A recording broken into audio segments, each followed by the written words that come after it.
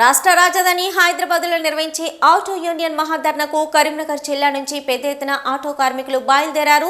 హైదరాబాద్లోని ఇందిరా పార్క్ వద్ద రాష్ట్ర వ్యాప్తంగా కార్మికుల మహాధర్నాలో పాల్గొననున్నారు. కాంగ్రెస్ ప్రభుత్వం ఉచిత బస్సు సౌకర్యం వలన ఆటో కార్మికుల కుటుంబాలు రోడ్డున పడ్డాయని ఆవేదన వ్యక్తం చేశారు.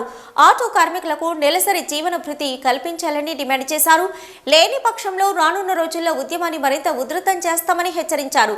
ఈ కార్యక్రమంలో జిల్లా ఆటో యూనియన్ అధ్యక్షుడు మధ్యల రాజేందర్, ఆటో యూనియన్ నాయకులు, ఆటో డ్రైవర్లు తదితరులు పాల్గొన్నారు. హైదరాబాద్లో జరుగుతున్నటువంటి ఆటో కార్మికుల మహాధర్నాకు తరలి వెళ్ళడం జరుగుతున్నది.